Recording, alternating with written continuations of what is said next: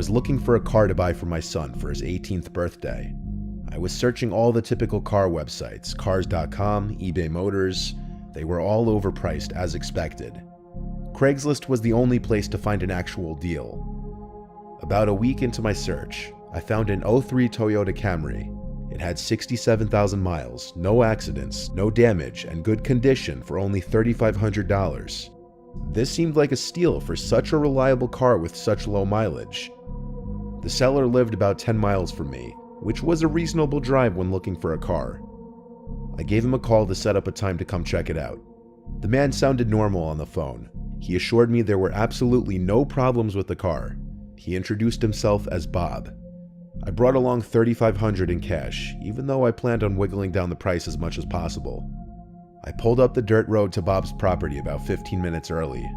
It was a tiny little house with a decent-sized property, only because it was a bit far from the nearest neighbors. The garage was open, so I looked over to see if anyone was inside, but except for an unusual amount of car parts, it was empty. The car was nowhere in sight. The only car in the property was an old pickup truck. I went over to the front door to check the house numbers. It was the right address. The doorbell button was missing, so I knocked on the front door. I knocked every once in a while for exactly 5 minutes before deciding to give the man a call. So I dialed his number, and I heard the sound of his phone ringing from inside the house. I was extremely confused at this point. Now I knew I had the right house. I didn't understand why, if he was home, why he wasn't answering. I decided I had to take a peek through one of the windows to see if anyone was inside. Peering through the glass, I couldn't really see much as it was pretty dark inside the house. I saw a very old-fashioned dining room set, but across from that, I saw somebody standing at the back door of the house, staring outside. I figured that must have been Bob, so I knocked on the window, but he didn't even move. No sleep There was no gate stories. or anything Please to the subscribe the backyard. channel. It was just a wide open yard since this wasn't a rural area. I simply walked around the house to the backyard. I didn't understand how he couldn't hear me. When I got to the back door, I made a shocking realization. The figure standing by the door was a taxidermied human being.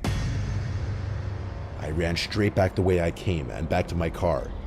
I looked up one last time before driving off. The blinds to the window I had peeked into had been shut, but I could see 2 of the blinds creased open.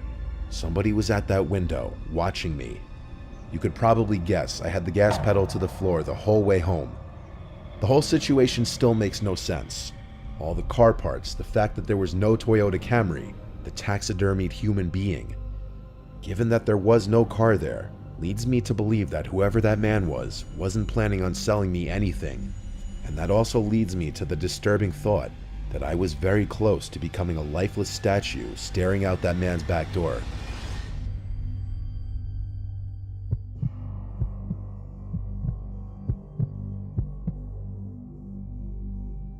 This happened when I was really little and often left alone with my single mom. She always came to check on me every night when she would get up to go to the bathroom. This one night in particular, I remember waking up thinking I heard something in my closet. I looked up and my mom was at the foot of my bed giving me a playful wave. She told me to go back to sleep. She then went into my closet and pulled the door until it was just barely open, and she just stood in there, poking her head through the crack of the barely open closet. I remember vividly seeing her eye peeking through the crack at me.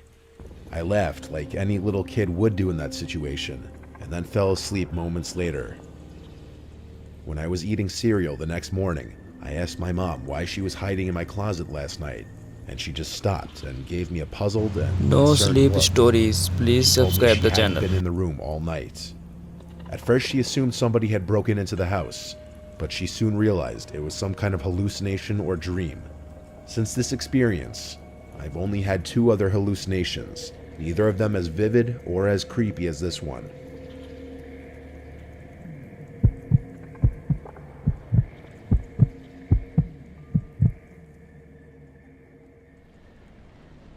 In the year 2009, I was spending a weekend with my uncle on his ranch when my parents were renovating the new house we had just bought.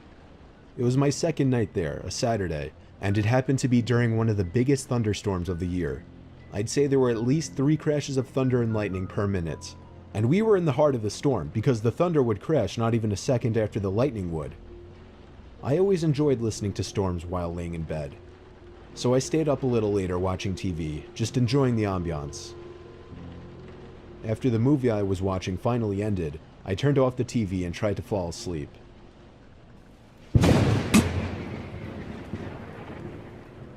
As I heard the lightning strike from outside, I could have sworn I heard some kind of metallic thud coming from outside at the same time. I didn't pay it too much mind. 20 seconds later, I could have sworn I heard it again. A very distinct metallic thud coming from outside to match the timing of the lightning. I really don't mean to make this sound like a cliche horror story, but my uncle really is a kind of creepy guy, and I was never close with him even remotely. So for that reason, I didn't feel right going to wake him up. I just tried to forget about it. Now I was getting concerned. What the hell could that be? After the third time, I finally got out of bed and walked over to the window of the guest bedroom. No sleep The stories. water pouring Please down on subscribe the window channel. made it extra hard to see what was out there in the dark fields. A flash of lightning momentarily lit up the property, but I couldn't see anything. However, once again, the sound of a metal hit accompanied it. The sound was so close now, it sounded like it was coming from the left of the window at a blind spot. I was going to do something I knew my uncle wouldn't be happy about. It would be a bit messy, but I was going to open the window and peer outside to see if I could see what the sound was. I unhooked the window lock and slid it up, and immediately the wind of the storm blew drops of rain into the room and onto me. I stuck my head out the window and looked to the left, and at that very moment, lightning lit up the property once again, and I could see a person dressed in all black crouched down by the outside basement door with his hand raised in the air.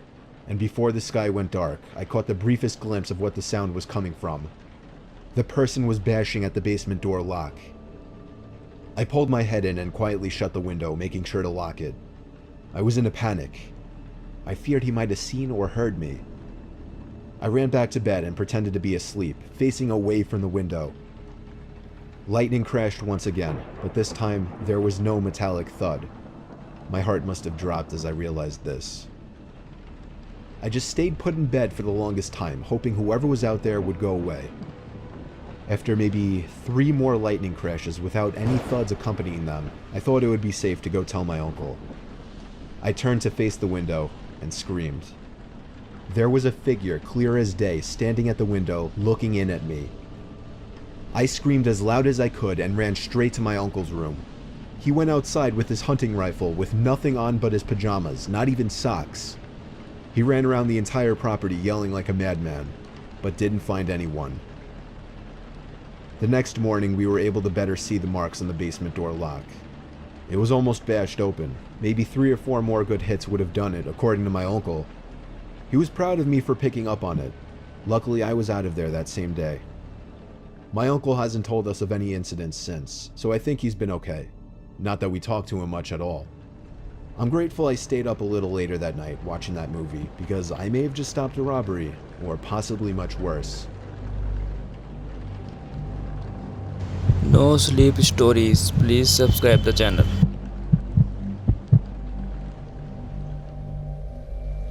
I don't care if anyone judges me, but I like to go to the movie theaters alone.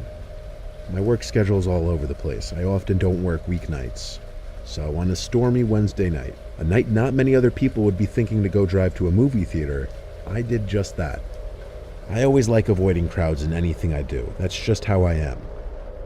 It was 2017. I went to see some low-key movie that probably wasn't at the top of most people's must-see movie lists. I was the only one in the theater, just like I expected.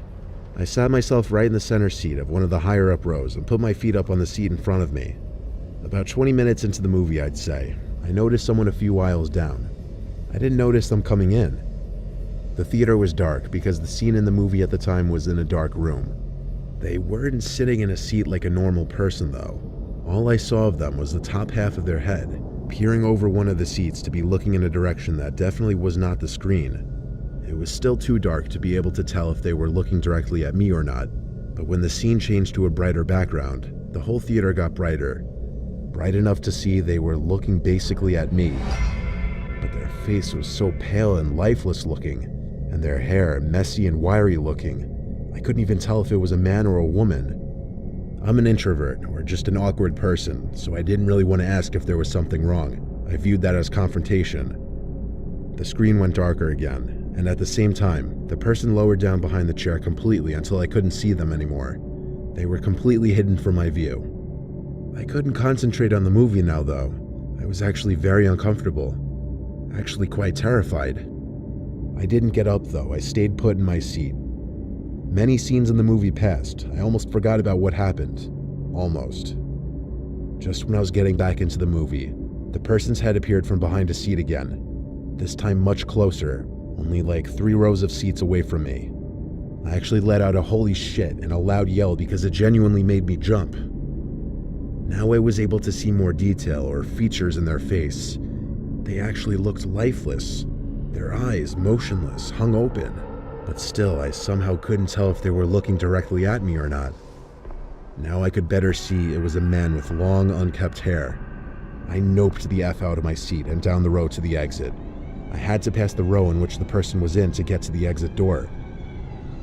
As I passed the row, I looked down it, and while I expected to see the rest of the person's body sitting hunched behind the seats, instead what I saw was something you'd see in a nightmare.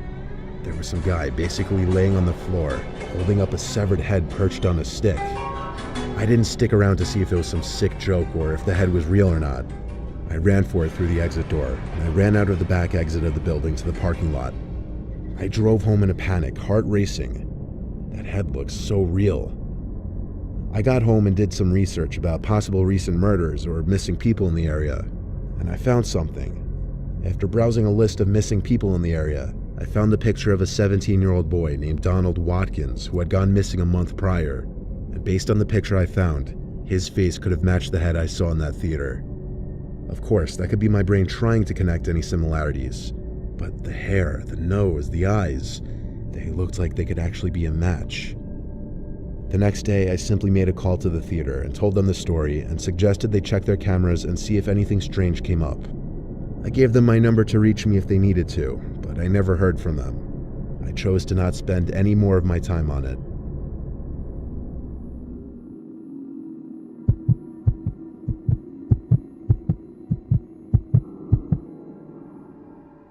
A long time ago, I very briefly lived with my good friend Ben on a quiet street in Northville, Michigan, perhaps No notable for being sleep close to stories. Detroit. Please subscribe the channel. It wasn't the nicest house, or block, or area for that matter, but the price was unbeatable for 2 broke young men like ourselves. Ben and I went way back to when we were like 9 years old, and at the time of this story, we worked the same job, and rooming together with him seemed like a great idea. On our first day there, we quickly figured out that the creepy-looking house across the street with the overgrown grass and bushes was abandoned, as were a lot of the houses around the area. In fact, something we somehow hadn't noticed before, there was even graffiti next to one of the front windows and on the fence. Our neighbors on one side seemed like creeps, and we didn't even want to approach them. The neighbor on the other side was an older dude, a very interesting, hippie-ish kind of guy. His name was Marv. He had long gray hair with a matching long gray beard. He seemed friendly at first, I guess, but also very weird and hard to talk to. We spoke with him on our second day there after work. He told us the place had been abandoned for as long as he could remember. That night, with the sun almost set, while we were sitting on the front stoop smoking, I looked to the house across the street and felt a little tingle in my stomach out of shock. I stood up, threw my cigarette onto the floor and crushed it. Ben looked at me confused, and I pointed to the window across the street. I was pointing at a face, which I saw staring at me through the lone upstairs window of the house. Do you see that? There's someone at that window. Ben looked at the window immediately, but I saw the person move their head away before he could see it. It's weird. I explained to Ben that I didn't even know if it was a male or female, old or young. The glass was just too foggy. All I knew was that I saw the eyes, and they were staring at us. Ben told me I was legitimately creeping him out. He believed me. We ran over to Marv's house to tell him, but strangely he didn't answer his door, even though we saw him watching TV in his tiny, messy living room through the window. The fact that the guy wouldn't answer creeped us out even more. Dude, what the fuck is going on with this place? Ben laughed, but the situation couldn't stay comical for long. Ben owned a katana. He brought it to mention and suggested we go across the street with it, break into the house from the backyard, and see what was going on. We were always adventurous, daring troublemakers as kids, so this was our natural response to the situation. When it got dark, we went across the street to the backyard, broke off the board holding the back door shut, and entered the house. We both had heavy-duty flashlights with us to light up basically any room we were in. The house was dusty, decrepit, but surprisingly seemed to remain untouched from the inside. No graffiti or signs of vandalism anywhere. Still, the place was disturbingly creepy, and we immediately joked that we should get the fuck out of there. But we pressed on. The first floor was pathetically small like our own. A kitchen, a tiny living room, and a dining room. There was no basement and one closet. The first floor was clear. We both agreed to check the upstairs. We tiptoed over to the stairs, and Ben, out of nowhere, screamed, "Is anybody up there?" "Dude, why the fuck would you do that?" I said quietly. Then we both froze in fear when we heard rapid stomping suddenly appear from above us. It was someone heavy, and it sounded like they were running over to the stairway. I literally felt like my heart stopped. Ben, the one with the katana, was the first to flee, grabbing my arm and tugging me with him. We went out the way we entered and ran back to the house, where we saw Marv just standing by his window, watching us. We didn't know what to do. He just intently stared at us as we froze to catch our breath in front of the house. We went inside, decided not to call the police, and moved out literally the next day. We explained to the landlord that the location was just too inconvenient for us, and we needed to leave ASAP. We drove away from that house and never looked back. No sleep stories. Please subscribe the channel. For my son's 12th birthday, my wife and I threw him a little party in the backyard. We invited the whole family, as we usually did for any of our kids' birthdays, and let him invite all of his friends too. We live in rural New Jersey, so our backyard connects to forest on two sides. We also have a pretty big property, which allowed us to space out a bunch of tables on the grass with food and refreshments. The little party went into the night. Most of our guests left, but closer family and some of our friends stayed late. It was probably 8 o'clock. The mosquitoes were out in full force, so I decided to run over to the shed at the far end of the backyard by the woods to fetch the tiki torches. I grabbed like 6 torches and set them on the grass while I went back in to look for fuel. However, while I was in the shed, I heard steps in the woods. I stopped what I was doing to take a look out there, but honestly, it was just too dark to see out into the woods. After finding the fuel, I went back to the part of the yard everyone else was at and pitched the torches into the ground. The 6 torches gave off a decent amount of light while keeping us safe from the blood-sucking pests. There were about 6 kids left, including my son, and they all wanted to play hide-and-seek in the woods. My wife and I allowed it, just making sure to tell them to stay close to the tree line. My son and his friends went to play their little game in the woods, which left the rest of us to sit in peace for a little bit. It was a solid 15 minutes of talking with relatives and hearing the kids laughing and yelling in the near distance out in the woods. But all of a sudden, the yelling turned to screams, concerning-sounding screams from the kids. All of us looked at each other, sitting up in concern. The kids one by one came running out of the woods, yelling that there's something in there. We don't have bears or any big predatory animals around here, so that was not the first thing we assumed it to be. I told all the kids to stay near the patio area. My brother Dom and I, being the biggest men there, decided to go investigate. We took a couple flashlights and off we went into the pitch-black woods. The only sounds we heard around us were crickets and other night bugs. So we went deeper, and that's when we started to hear something else. It sounded like an animal at first, but as we followed the sound to get closer, the sound started to become more human-like. We continued to walk, and we agreed we both had the feeling that we were being watched, like stalked. I put my arm out to stop Dom. Standing in the silence now, The best way I could describe the sound we were hearing was a moaning, angry kind of sound. It sounded human, but it was a bizarre sound. Then, a few cracks of the leaves on the ground ahead of us. We aimed our lights over there, and there was someone or something behind the tree. The moaning sound stopped. Tom stepped forward and called out. What happened next was textbook horror movie stuff. A scream, so loud, so blood-curdling, so inhuman, filled the air. I'm sure it could be heard for miles. Dom and I turned and booked it back to the property. We waved at everyone to go inside when we made it back. Dom got on the phone with the sheriff's department. They said it was probably a wild animal. We wanted to insist it was a human, but we honestly couldn't. We to this day don't know who or what we saw and heard in those woods, but it was definitely stalking us and the kids when they were playing hide and seek. And that scream we heard No just sleep didn't stories. sound human Please to us. subscribe the channel.